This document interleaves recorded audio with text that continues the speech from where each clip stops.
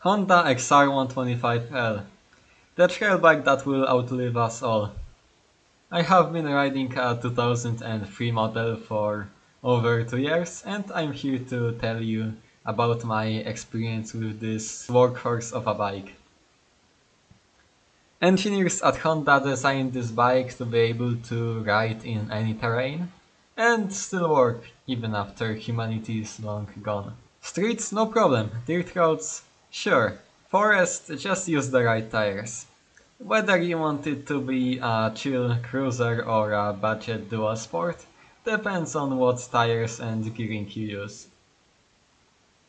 It's just a 125 4-stroke. Whether you get this XR or YZF R125, the top speed difference won't be too noticeable. Stock gearing and transmission ratio is very top speed focused, which leads to easily going 100 kph despite the 5 speed. If you look up the top speed, everywhere it says less than 100 kph, but you will easily hit 110 or 120. Proof: third gear tops around 80 on gravel road, and if you don't believe me, just check out some top speed runs on YouTube. Now, regarding the acceleration and torque. Stock version is very smooth, but you can tune the carb and swap sprockets, which makes quite a difference. Peak power and torque is pretty high up, so you still have to rev it to the moon.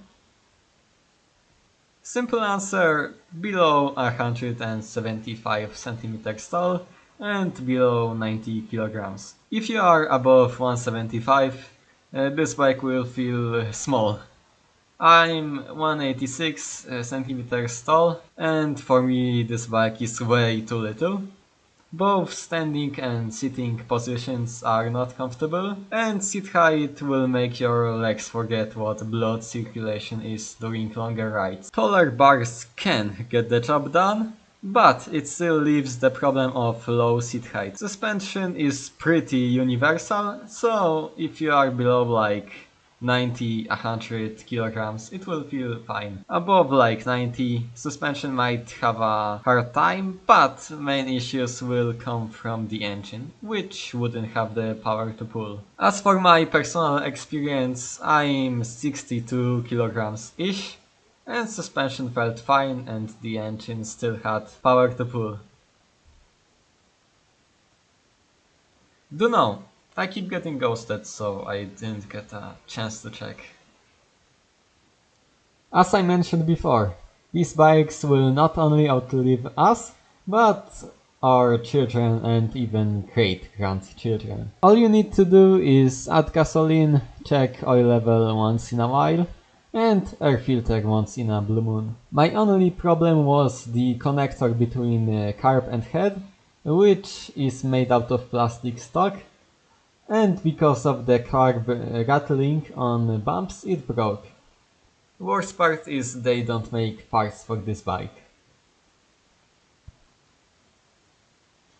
Short answer: yes, seat is soft and stock bars are at the right angle.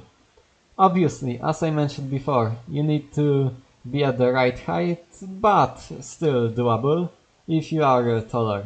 My only problem with it is the seat design of 2003 models. These early seats didn't cover the front of the tank entirely, which led to hitting one's balls on the tank when braking hard. But on later models the seat was longer. From my experience, the frame understeers more than proper dirt bikes, so you have to lean it further than bikes like KTM SXF. Power band is soft, so you can ride it like a sport bike. If you try to be snappy with it, the engine will choke.